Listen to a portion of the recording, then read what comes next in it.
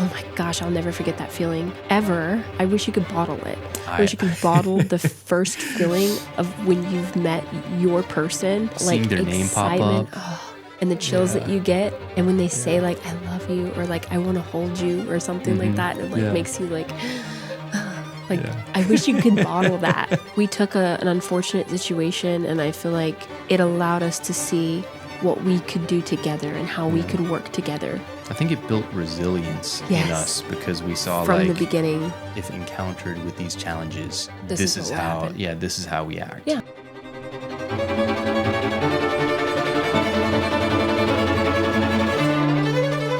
This is Bre. This is Yannick. And welcome to the Look at Us Now podcast. And they said it wouldn't last. I'm tired of saying it wouldn't last. That's why I'm in my PJs. I'm tired of this. Expecting that. Here I am. I'm just in my PJs. I'm ready. I know, we're in our PJs. I'm ready for a nap. It's the PJ episode. It is. Every fourth episode, you said? Yeah. Or every fourth episode. It's very cozy. I know, but we have like fancy pajamas on, so I don't know. And I still have a full face of makeup, so it's not like fully cozy, but like we're pretending. If I was going cozy, I would have my flannels on. This is very luxurious. Oh, yeah. It's like well, let me dust you off, thank you. It's like I should have like a little champagne glass with a nightcap or something. Oh my gosh. That would actually be amazing. Yeah, but alas and alack. We're here. We're stuck. Yeah. With you guys. Bre, what? Your skin looks really nice. Thank you. Hey. But enough about PJs. I'm gonna be honest, because I'm struggling today. Yeah. And I don't want to like take down the mood, but like before getting on here, I feel like really like I was crying a lot because it's just been so hard in like real time, I guess, because they don't know. We just released like the announcement of our episode 1. We haven't released the episode, but we just released the promo, and it's just been so emotional because it's been something we haven't even shared that we've been working on it for over a year now. It's a lot to go through. Since we started a year ago, it's been a lot just going over the fact that we're going to share the trauma of our stories. Yeah, it's trauma. It's like so much trauma, and like trying to keep light, about it, because I don't want to be like, keep light on my toes. Boo-hoo, you went through all this shit. But like realizing both of us are going through it in its entirety all over, like we're reliving our experiences. Yeah. And it's hard, man. Yeah. It's really hard. And doing that, I'm realizing that there's a lot of things that I never addressed. We're discussing and having podcast episodes and kind of preparing for it, it's like, damn, my heart just hurts now. It's like a therapy session. Yeah. Legitimate. It's very painful. This is like incredibly painful. I'm not going to lie. It's really hard. And I'm like, if I'm off today, just forgive me, guys. I'm in my feelings.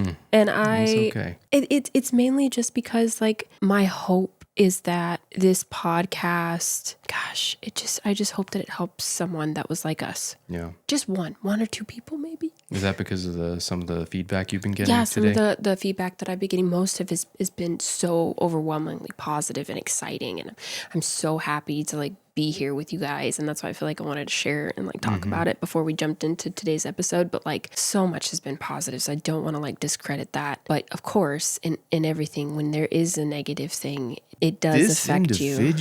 This individual. No, it was just a couple comments, and it's not even that serious, and it was expected, obviously, but it just takes me back to the mind frame that we were before.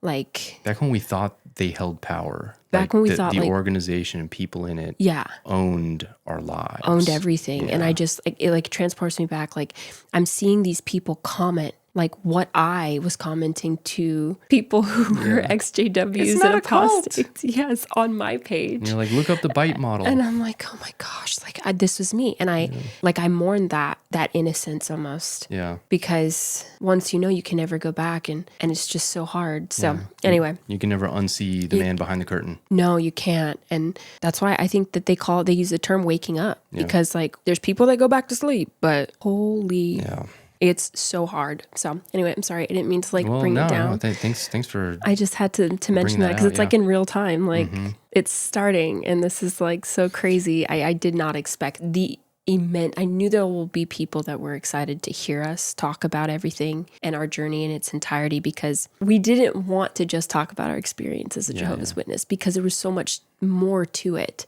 And we realized being outside that Jehovah's Witnesses play such a small part. Yeah, we didn't want that to define and I didn't, us moving forward. Yeah, and with that, it's like, even though we feel that way, it's still hard, because like, I know that most people that are tuning in, they like want to hear more and more. And I'm like, we got to tell you the whole story, because this shows like the struggle that we went through. Like, we tried everything we could. Yeah. This was so close to our heart, and it still is.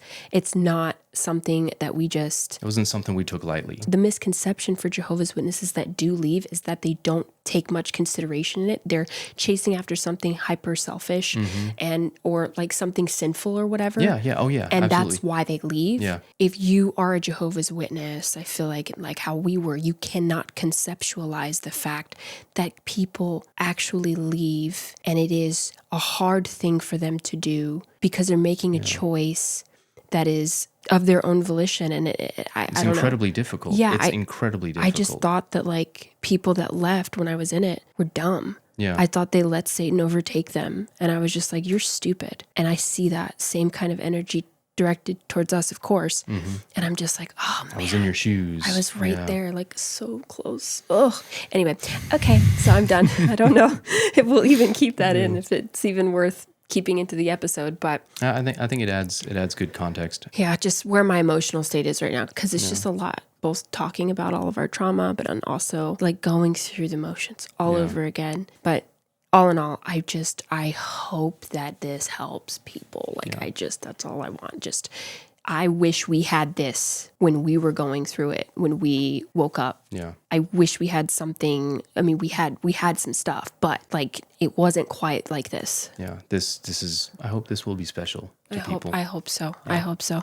But anyway, this episode, we're doing a continuation.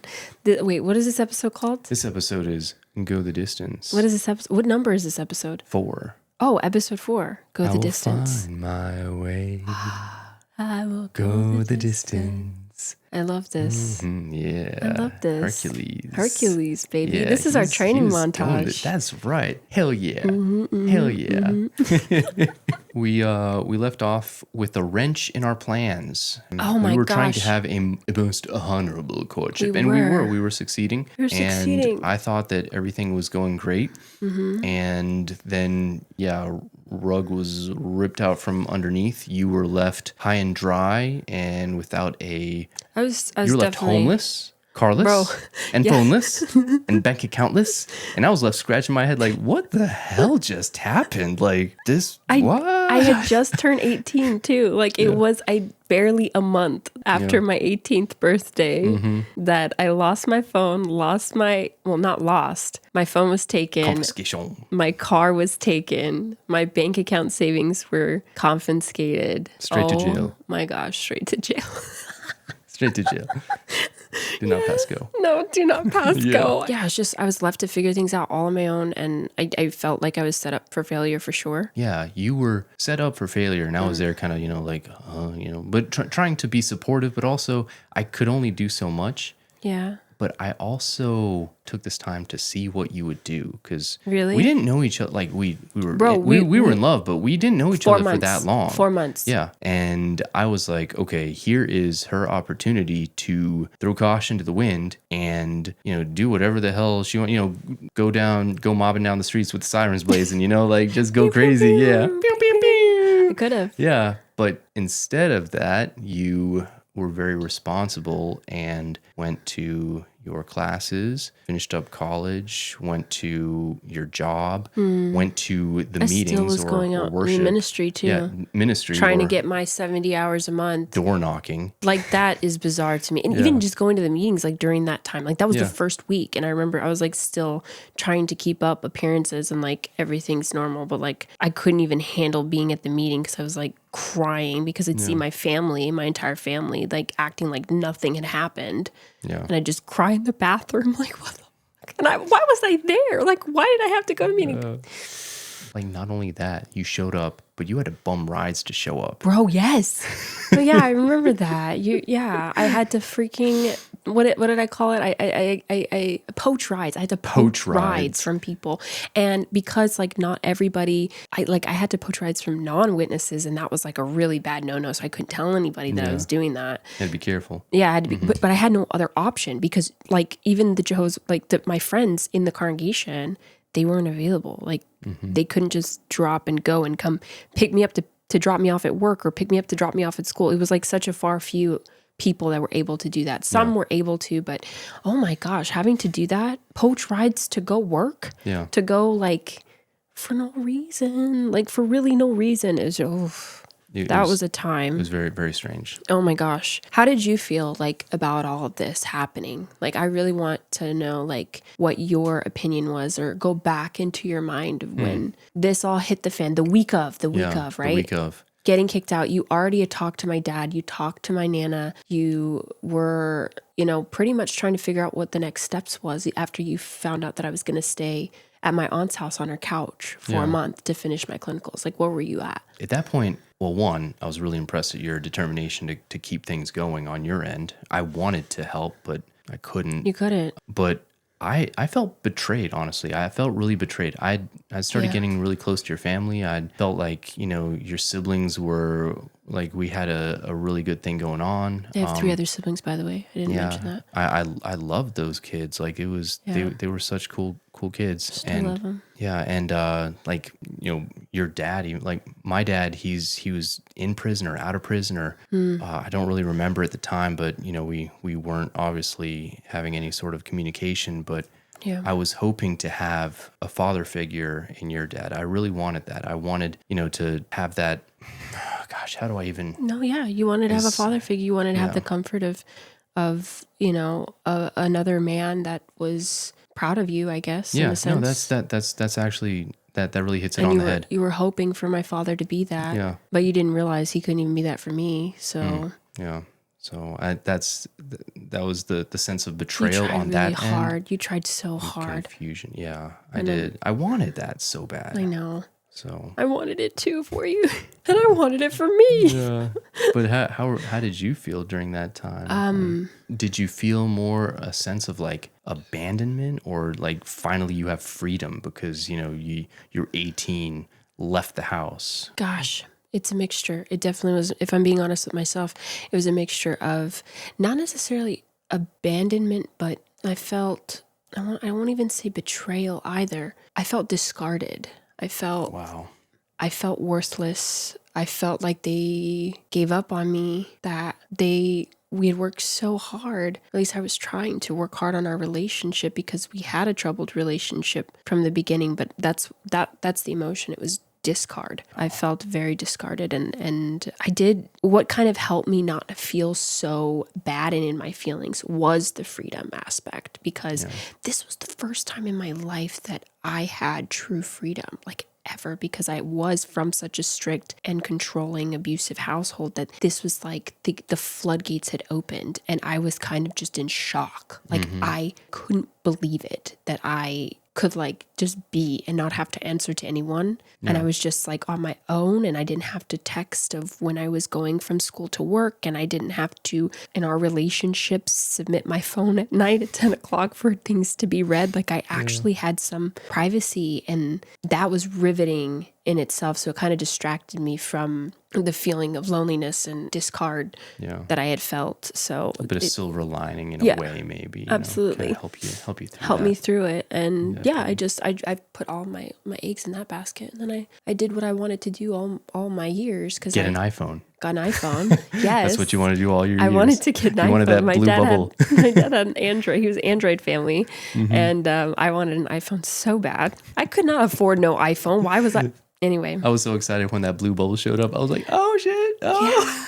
I went to Best Buy like a day or two after, because I needed a phone, obviously, and poached my ride to Best Buy. And then I trauma dumped on the employee, begging him. Sir, this is a Wendy's. I feel so bad to this day, but like I gave him all of my trauma, and I like sat there and cried because like I think I was trying to get a phone deal or not a phone deal, a phone what do you call it? Like a plan. A plan. I was trying to get a plan, but like I had zero credit. I was just turned fucking 18, and he was like, "Bro, you're gonna have to pay up front," and I'm like, "I don't have any money.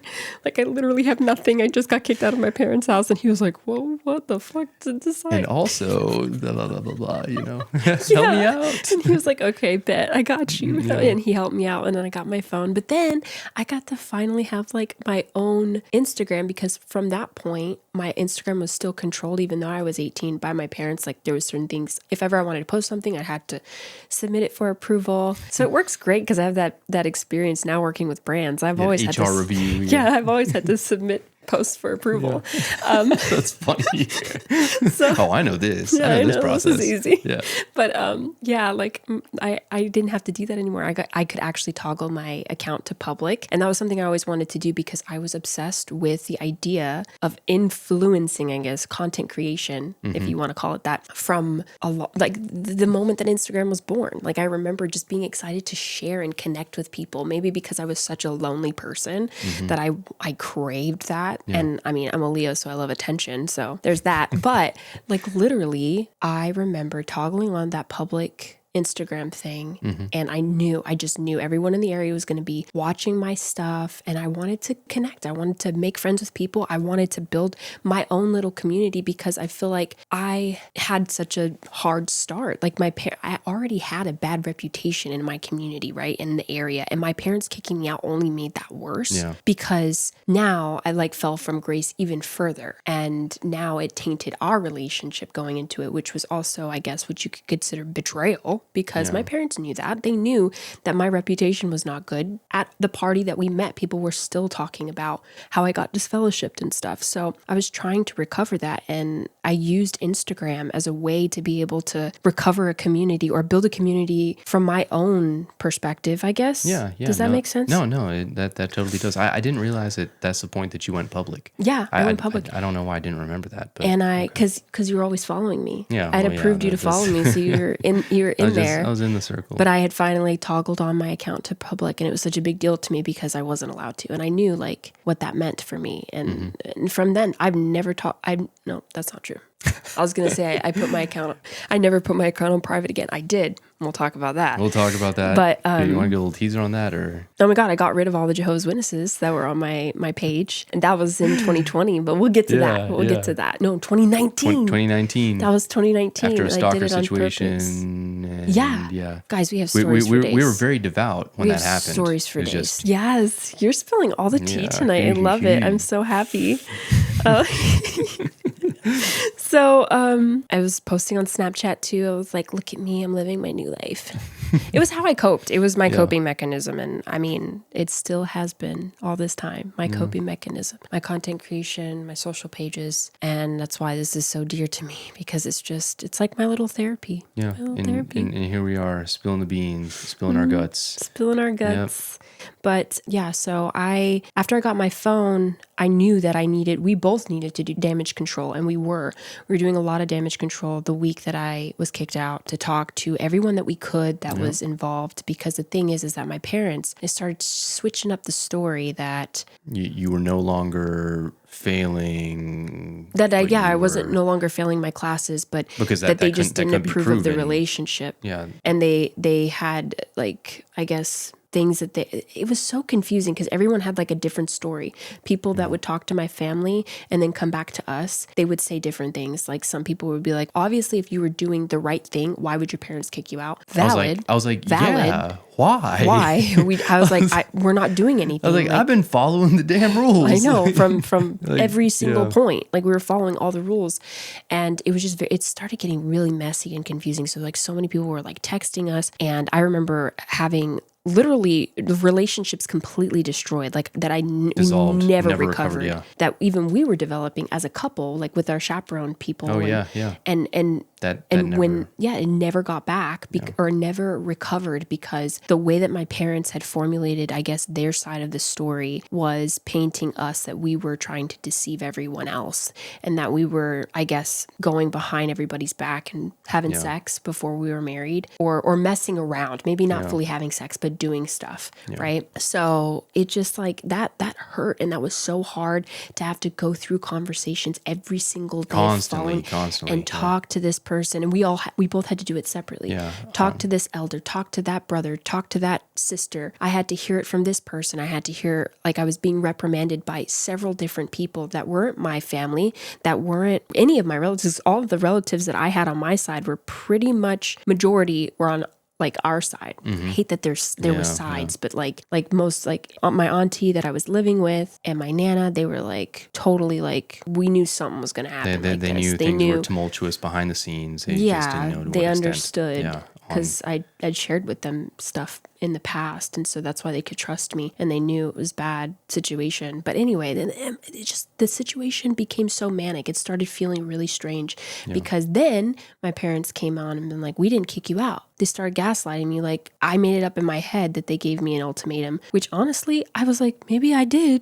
And I started believing it for a while. I was like, well, maybe they didn't say that. Like, I didn't remember it, but I have a great memory and I can know. And I was being gaslit, and so many other people were being gaslit. It was just such a sick, twisted thing. And the damage control was so hard to do and hard to be a part of. And even on the other end, I was still talking to my parents this entire time. Like, not obviously in like a good way, but we would talk and we would try to, I guess, discuss what had happened. And every single time it would end in a severe argument, because I'd be like, bro, you gave me an ultimatum. If you didn't mean that, then why did you say that? If you didn't mean to take my phone away, to take my car away, to empty my savings, then why did you do that? Yeah. Why? And they never could give me an answer. And so I'm just like, okay, well, then I'm going to live my life and I'm going to do what I've got to do. Yeah. And anyway, so I had to immediately call. I remember, I think I talked about it in the last episode, but just to reiterate, as soon as I got kicked out, I called one of my elders that I trusted. And for those that don't know what an elder is, I think have we explained that? Very, very briefly. It's one of the peoples with authority in the congregation. The congregation or the church of Jehovah's Witnesses, and equivalent like a deacon or a pastor. A pastor, like a pastor in a group of pastors, something like that. Yeah, and how we were raised to believe is that the elders, they shepherd the flock, they shepherd you, they take care of you, they help guide you in where you need to go in life, and you're supposed to come to them when you have problems. And obviously my first experience for elders was not the best experience, because all that sexual trauma and all that, anyway.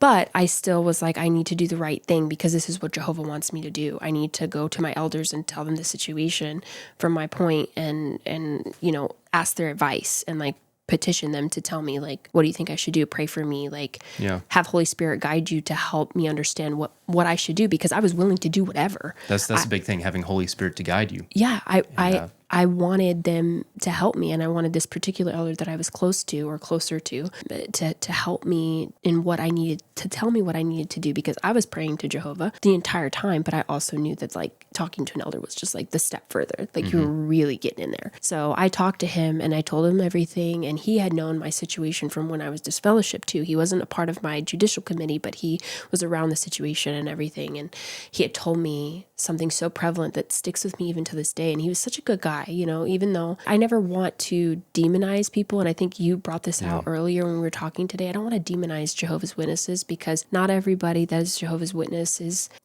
obviously there are good people. There's so many good people. They're gems. In the Jehovah's Witness religion. And this was an experience, and I feel like we saw so many examples of really good people that were just trying to do the right thing. Yeah. And unfortunately misdirected by an organization that has turned them into victims. Exactly. 100%. So I'll never forget that this elder, he was so kind to me, and he was just like, I understand your situation. I'm so sorry. I was talking to him on the phone when I was in my in between clinicals that day at my school, and I just remember like crying and just help me understand what I need to do. And he just told me, he's like, look, based on what your situation is, I would tell you, if your parents ask you to come back, because it sounds like it's something that they might do, they might ask you to come back, I want you to not go back. He told me that. He said, you shouldn't go back. Live your life. You are not part of their headship arrangement anymore. You are of your own. And now, you're in this relationship with Yannick, and if you guys get married, he becomes your head. And just understand that now you have to act on being of your own headship. Like, you're of your own household now. Yeah. And he's like, and you should go forward and do that. And I was like, whoa. When I got off the phone to him, I was like, I wonder if they're going to ask me to come back. I wonder why he thought that. And sure enough, they did. Exactly what happened. They asked me to come back, and I just remember his message in my head, and I thought it was from God. Like, I thought it was from Jehovah telling me, do not go back if they ask, because it's too much drama, too much stuff. This is not going to be good for either one of your relationships. You need to just get out. Yeah. Because of the situation. And he also went a step further, because that weekend that I went to the meeting, when I was like crying in the bathroom, I ended up meeting up with him because I'd already talked to him. And he just gave me a handshake at the Kingdom Hall to just tell me, like, hey. And in his hand, he slipped me $100. And I cried, because I was like, just that little bit helped me so much. You needed that so bad. I needed it so bad. And he was there, and he gave that to me. And I was just like, wow, thank you so much. And he was very sly with it, but he was just like, don't take this, don't go back. And I was like, yes, sir. You got it. Jehovah spoken. Yeah. Jehovah has spoken, practically. So yeah. And then I told you about that experience. I told my Nana, and Nana was all about, she was like, don't go back. My auntie that I was living with, don't go back. Everyone was like, don't go back. And you were like, don't go back. Don't go back. Because at this point, your parents were reaching out to my elders and telling them all kinds of, I don't know what they were saying, but there was one of the elders he was a dear friend for many, many, many years. Mm-hmm. He always had my back, and he was truly a gem, and I do miss him a lot. But whenever she would reach out to him, and he would say, my mom, she'd reach out. Yeah, whenever your mom would reach out to him, he would say, I am not entirely sure about the situation, but I can read between the lines, and I told her that I do not agree with what you're asking of me. She wanted the us elders to break up, to separate us. Yeah, and he was like, this is silly. Yeah. Moving on. He was like, you're doing fine. We have your back. Yeah. And that meant the world to me. The reassurance. That meant the world, yeah. And when I heard that from your elders too, I was like, man, Yannick has such a good community. Like, everyone's like on his side. Yeah. I was over here, everyone was falling out like flies. Yeah. And had a couple, but like, you had this strong community that was like, they were there to defend you and be there for you. And I was just, I never forgot that either. Yeah, but that just kind of reiterates the thing that, it's not the people. No. It's, Jehovah's Witnesses are made up of people who are trying to do the right thing. Absolutely. They're just unfortunately misdirected, and I hate misguided. that. It's so sad to me. I hope that one day I'll be able to talk to that brother again. I know. But maybe not. Yeah. Maybe never. Maybe never. Oh my goodness, guys. So yeah, that was the main reason why you don't go back, because you saw the meddling and it was starting to get so sticky. And I was just like, if I do go back, I mean, first of all, I was like, how am I going to go back anyway? Because what, am I going to get my phone again? Get my car? I've already started this. What's going to happen if I go back? Am I not allowed to talk to you anymore? Yeah. And then I was thinking if you go back, what am I going to do? Go back to visiting them, visiting you at their house every weekend happened. And just being like, hey, I know you tried to destroy my reputation, but ha ha ha ha ha ha ha ha ha. Yeah, you are not that way. That's not cool. Over my dead body. Yeah. So yeah, I remember that one situation where that happened, where they asked me back, and I was a mess. I was a mess because I had my two siblings who are 10 and 13 years younger than me that were there, and I was just such a mess because I didn't want to leave them. Yeah. I didn't want to leave them. It was the last thing that I wanted to do. But I really didn't have a choice. The only other choice would have been to try to make it work. And it was already a toxic relationship, and it was starting to get worse and worse. And it only got more and more worse in our situation. We thought that was the end of it. But either way, I still tried. I was trying to have some kind of peace, because that's what the religion also, taught you. And I think that was an advice that the elder had given me as well. Continue to pursue peace with your family. Continue to pursue peace with your family. So I was like, okay, I'll try to do everything that I can. But the thing is they had very high expectations. My family did. They had high expectations of what pursuing peace meant to them. Yeah. And it was very specific of what I needed to do to make sure that I showed them that I was pursuing peace and that I was repentant and sorry for them. Do you think that pursuing peace felt more like being obedient, like sitting down and shutting up? Absolutely. And that's peace? That was pursuing peace. Okay. And that, in my definition, and now that I, that was my definition of pursuing peace. Take it. Take the shit.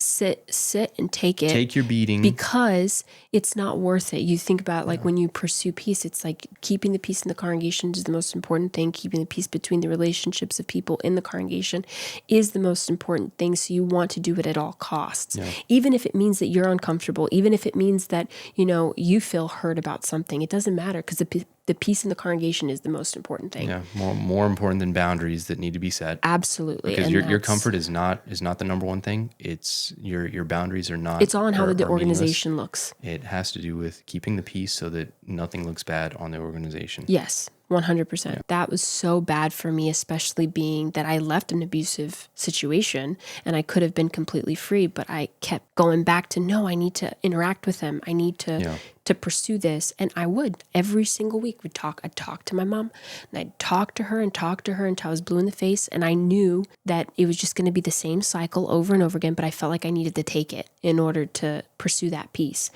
and I wanted what any girl would want. I wanted my mom. I wanted my family with me on this journey. I found love and I was so excited to share this with them. And I wanted them to be a part of everything that followed. And I was so confused and so betrayed. And what lure. What a time. What lure. What an interesting time.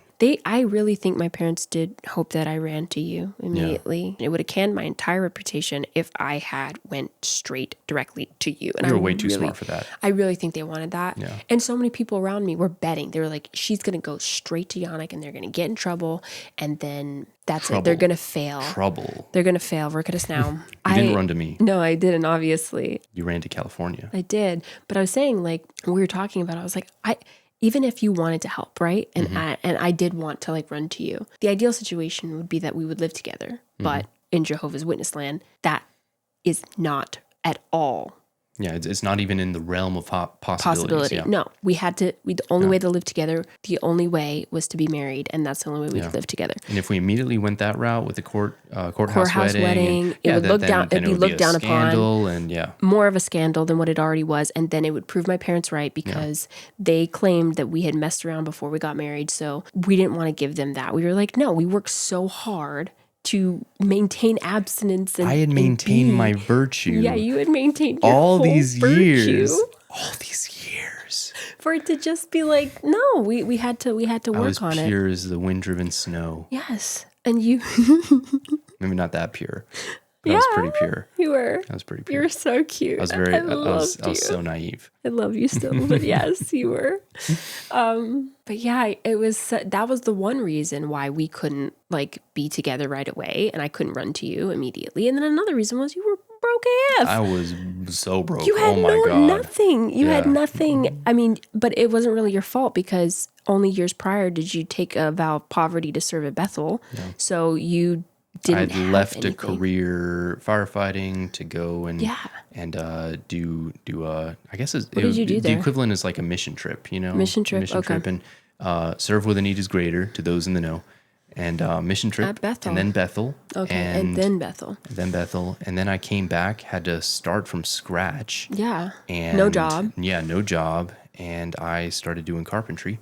That would have gone better if I wasn't also door knocking. Because you were a regular pioneer 70 hours a month. And a ministerial servant. Yeah, and I was a ministerial servant. So I was like, giving talks multiple times a week and traveling for talks and all that. So you had a tight schedule, and you came from nothing either because like your families didn't have money. You were in an unfinished house. I remember being on like that plywood subfloors showing no wood, no tile, no carpet. Nothing. Yeah, just we were working on it. We were trying to get things remodeled. Yeah. I didn't mind though because I saw the ambition in your eyes. You did. Next week is what is it song? What? I was like, this week in mopping floors. Next week is the fries. That was you. I saw it. I was looking at that fry machine like you're up next. Fry. I was. You really were, and I knew it. So that didn't bother me, like you not having any money, but it did make the situation a little bit more difficult because Like, you couldn't help me buy a phone. You couldn't help Yeah, I me know. like And pay for my gas money. God, Like, yeah. and that was, I know that was hard on you because you wanted to, but like you were tied. That was a wake up call though. I was like, Yeah. I got to get my shit together. Cause So it was good that I didn't come to you right away. No, absolutely. It was so good. I think not just for myself, but for our relationship, because I think that I would have held resentment towards you if I came right away to you. Absolutely. And obviously, I had to get my clinicals done to get my certificate to be an esthetician. So I had to do that. Yep. That was a month in Raleigh, and I promised my aunt that I would be out of her house because she had a full house. Anyway, I was sleeping on the couch. Yeah, so it's hard. It's hard to have someone sleeping on your couch. Yeah, it's totally tough. got that. But I was like, okay, I'm out in a month. And then I went to California. My Nana bought me a ticket. And that was a dream that I needed to fulfill for myself. Because when I was 8 years old and my parents moved me from California to North Carolina, I had vowed, like, I am going to make it to California at all costs. I'm going to make it back and I'm going to be with my Nana. Because that was like my mom, like my rock, my heart, my comfort. She was everything to me. And I could not wait to be with her. So it was kind of exciting though, that even though everything had happened, like I could go back to California with her. Made it back. And she made it. I had such a fun time with living with her and grandpa in that moment and period in my life. It was great. It was a great time for me to just like sit back and reflect and kind of like make sure everything was okay, like with us, because I didn't know you. And I didn't want to be put up in your community right away because I was like, I don't know if this is even what I want to do. Because my dream has always been to come to California. And so I remember I was like, I think I remember asking you about coming to California, and you were really like chill about it. It was like, well, if you would have asked, like, if you would have pushed it, if you would have begged, I would have done it. Made it happen. I would have done it. But I had an entire community that I'd honestly, like, I built up, and it was... You had a job? Yeah, I had a job. I had, there was a lot of people who were rallying around me in Charlotte. Absolutely. And I wanted you to be part of that. It was electrifying. I remember when I did get to visit, right before I went to California, I just got to visit for like the weekend before I took my flight home to California. Oh my God, it was so cool. Well, I wouldn't say everyone loved me, but they adored you. But I felt the energy. Yeah. So there was a lot of girls very mad that I got the Yannick, the prized fish. You're far too kind. I'm a prize fish. They were mad. They were so pressed that I got you. And this like little teenager coming in like oh yeah. Oh my God. They were so mad. Holy shit. Are you kidding me? They were mad like everybody loved me. No. They were like all the guys loved you. They did. Yeah, that was fun. And everyone was everyone was sweet. Your family was amazing. I they're very felt sweet. deeply connected, and I loved your community, the one that you built, because I felt like it was what I was always looking for myself that I never got to have. Like I felt what was true love. I felt that like with your family, and I was like, I want this. This is amazing. And so I was like, how can I get him to move from this? Because this is truly something special that he's built. And like to take him away from that and try to build something new with me in California, I had nothing there. I was in San Bernardino. Come to the desert with me. Yeah, I'm like, I had no friends. I just had my Nana and my grandpa, but that's it. That's all I had. And no job. I didn't even have my aesthetic license yet. I had to test out for that back in North Carolina. But yeah, like I had nothing, and it was like, it didn't make sense to bring you, although we did talk about it in depth. We looked up apartments in California, and we were like, this is expensive. This is so expensive. Like, and what the hell? Nana was trying to get you a job because she was like, I want you here. And I was like, oh, this would be amazing. And then it didn't make sense. After the time that I stayed there, I thought that I wanted to be honest with myself. I said, if I don't feel like I belong here, then I'll go back to North Carolina. Yeah. But if I feel that California is still where I belong and it's calling to me, then I'll stay. Yeah. And I remember telling myself that because I didn't want to have any kind of resentment in our relationship moving forward. Like, I was 18 and I went straight to you, and I feel like you took advantage of me. Like all that stuff. I didn't want that at all. I remember very distinctly being in California and saying to myself, like, it just didn't have the same feel anymore. Yeah. That I had lost the luster, the shine, the romance about it. Your romance was in North Carolina. It was. My home was with you. Your home was right here. Yeah. To those listening, I'm pounding my heart. Can you hear it? I think they can hear them. You pounding your heart. Love dub. Love dub. Dub. I love you. No, but that's when our long distance, when I was in California, that was when our true long distance relationship began. We fell into a long distance relationship, and I hated long distance relationships. Oh, for anybody that has a long distance relationship, kudos to you, because that is fucking hard. That's the hardest thing ever. It's so difficult. It sucks. Especially that far away too. Cross country. Cross country. Oh, you're not just driving over. Goodness. Yeah. Got to take a flight, and that's really, really difficult. And I remember, like, it was nice though, because we didn't have the freedoms that we did to date. When I was at my parents' house, when I moved out, we could talk freely. We could FaceTime now. We could we talked so much all the time. We talked a lot. It's like you open the floodgates and we just never stopped talking. I would fall asleep with my earbuds in and hear you breathing as I, like I would wake up from my sleep and hear you breathing and then say, I love you. And you say, I love you too. That's my voice. And then I fall back asleep. That's your voice. I love you too. Okay. I don't like that voice. I love you too.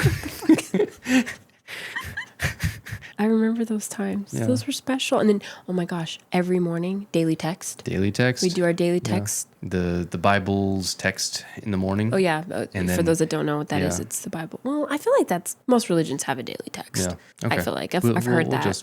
Like a daily verse. They have that. And that's what we'd go over. Daily verse. And then we would do our Watchtower studies on Sunday before our meetings. Yep. And you kept us on a strict schedule with that one. I was very devout. He was a good old boy, I'm telling you. I was a good old boy. And he made very, sure. very important to me. I was like, I don't want it. It's like, no, this is important. Yeah, I know. This is very important. I love that you took the lead that way, because back then, like, that showed the true value of a man. Yeah. The man that could spiritually direct your relationship was the most valuable man that cared for your spirituality. So that's what I truly believed with all of my heart. Yeah, I tried to be the best that I could possibly be. Yeah, so, and you did. There it was. So we were talk.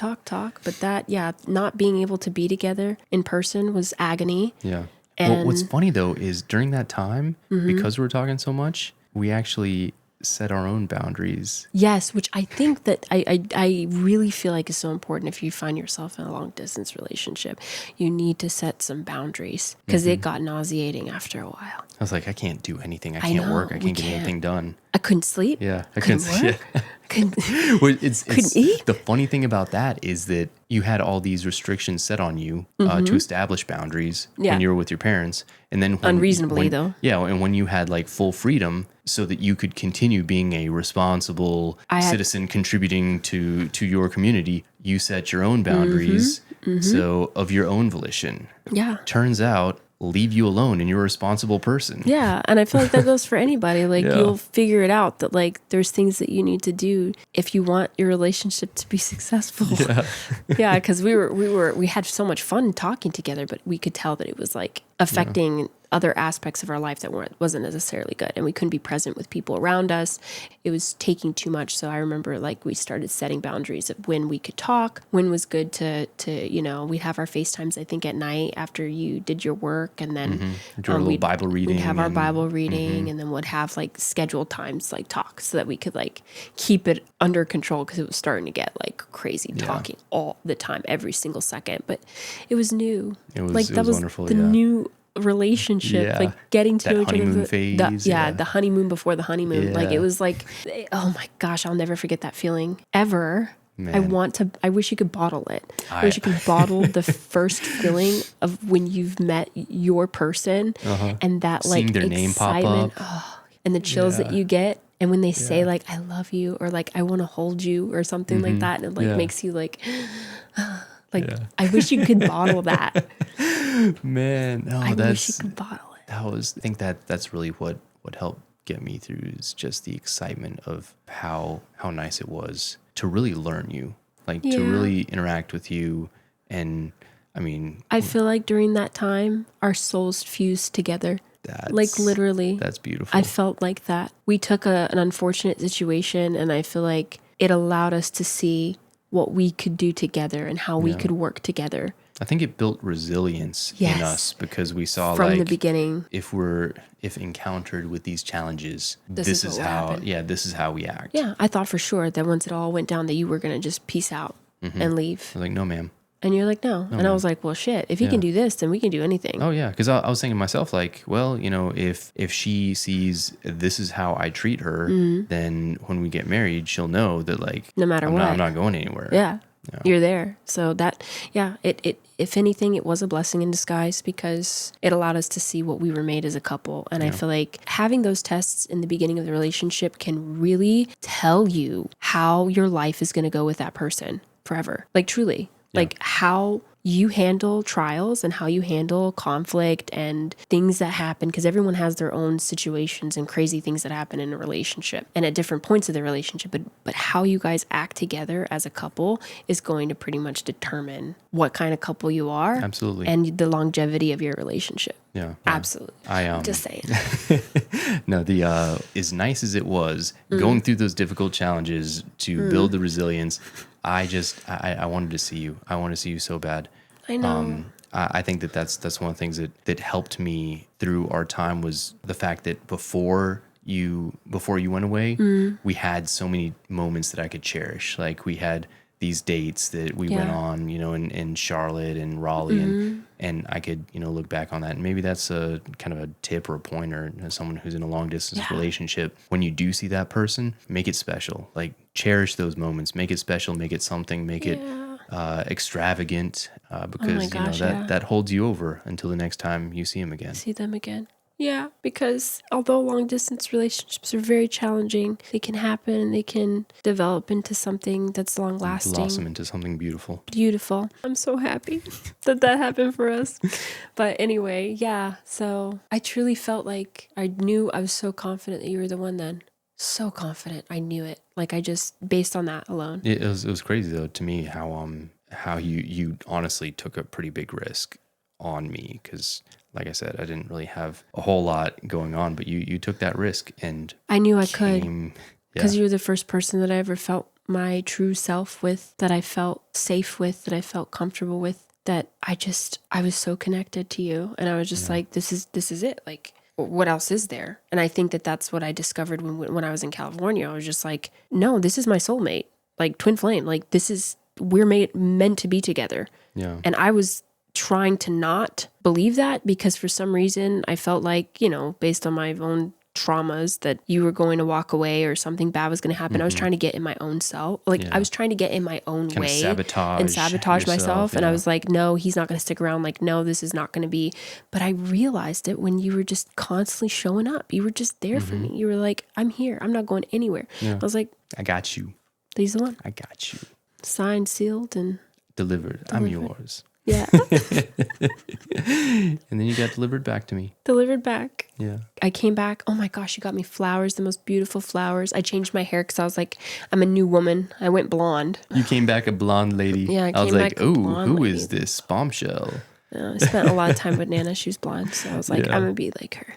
It was so funny though when you came back, you know, I was obviously trying so hard to make sure that you had the best of impressions because, you know, while you were gone, I'd bought a ring, and oh my gosh, things were like getting pretty heavy. And so the day that I picked you up, I was actually planning the proposal in downtown Charlotte with my friends and family, you know, like, okay, you stand over here and hide behind this, and you set up the candles over here, and then we're going to come back around this side. And like, it was a lot of setup to happen. But the thing is, at the time, there was the ACC championship game. It was like Clemson and Tar Heels, and like just everybody in the city was tailgating. Oh, wow. Everywhere. So I couldn't move, like just traffic on traffic on traffic. And I was like, I vaguely remember this story. Like, my first impression cannot be late to pick her up from the airport. Oh yeah, that would have been like, oh my God. But you weren't late. No, I wasn't. Yeah, we did some weird things to get through, but I got you and I picked you up, and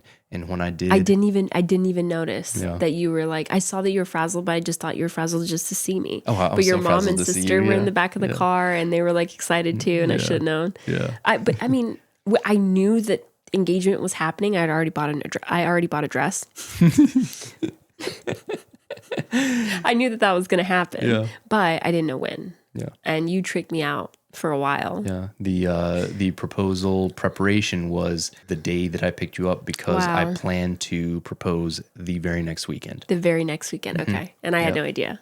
and you just tricked me out the entire time. Yeah. But it was, I think also like, and this might be a question, I've asked you this before. Do you think you would have proposed to me? Because this was a situation, I was coming back from California to live with your mom and sister while Yannick lived with someone else. Yeah. And I went and got a roomie. Yeah, because we didn't get an apartment. Like, it would have been weird for me to get an apartment by myself because that would have been like a no-no at that point. So your mom and sister said that I could live with them in the meantime while we figured things out. And with that being the case, I feel like if I would have come to live with your mom and sister being just your girlfriend, it would have looked very bad in the religion standpoint. So, and it was the first week that we were there, people already started talking and circulating that we were doing something wrong. And that's why I feel like you had to engage me so fast. I had to engage you. Engage me. That's right. Put that ring on it. But, and we obviously we're in love, but I want to ask the question because I'm curious, like, do you think that you would have proposed to me that soon? Absolutely not.